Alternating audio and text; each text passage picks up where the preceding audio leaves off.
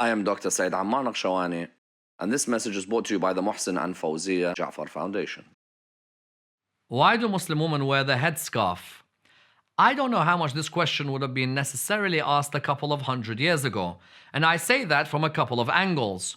From one angle, one only has to walk into a church anywhere in the world and you'll notice that you've never ever seen Mary's hair. The Virgin Mary, seen as one of the highest figures in Christianity, nobody will actually be able to tell you the color of her hair. And that is because she is always wearing a headscarf. Therefore, if a person asks the question that why do Muslim women wear a headscarf, before the religion of Islam is announced in Arabia and the revelations of the Holy Quran emerge in the 7th century, you find that there is already an understanding that the Virgin Mary was wearing a headscarf. Now, whether she wore a headscarf because of culture or because of religion, we can debate all night long. The reality is that certain people took that example of the Virgin Mary and they became known as nuns. And many nuns in the world until today wear a headscarf. But you don't find many people questioning the nun when she's wearing a headscarf. Nobody says she's enslaved, she needs emancipation, she's oppressed. But when it comes to the Muslim female, then automatically they are all oppressed before they wear that headscarf. Maybe someone could have asked Mary at the time that why are you so oppressed wearing that headscarf? And maybe we could also sit with a few nuns one day and ask them.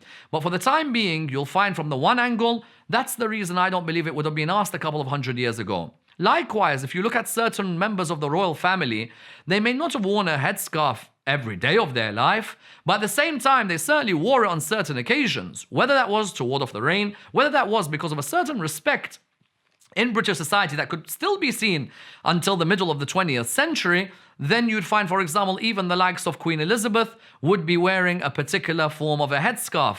There are some ladies who still go into certain places of worship with a form of a headscarf.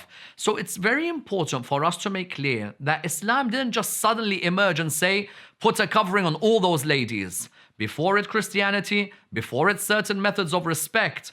Indeed, one may even look at the evolution of the human being. We started off wearing nothing, and then we at our highest were quite covered up. I'm wondering if we're returning back to wearing nothing these days. And in Islam's program of discipline, what is a religion but a program of discipline? Islam believes that part of that program of self-discipline involves a certain amount of modesty in society. In the same way that certain people believe that certain gatherings require modesty because they're in the presence of the Lord, Muslims believe that they're always in the presence of the Lord. So while a person may cover their hair when they go to the church or they go to, for example, other places of worship, you find that Muslims believe that wherever you go, whichever way you turn, you'll see the face of your Lord. Metaphorically speaking, meaning that His mercy is everywhere, His blessings everywhere, and therefore that utmost respect should be there everywhere.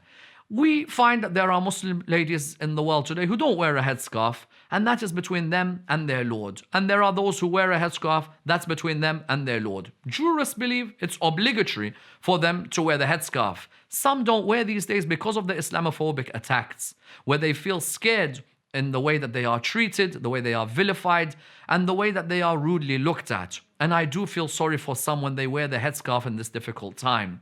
But in the same way that people respect everybody's right to live in a certain way, dress in a certain way, have certain relations, I still don't understand why they still frown at those who wear a headscarf. Can I deny that some have been unjustly treated by their tribes or their cultures? I cannot.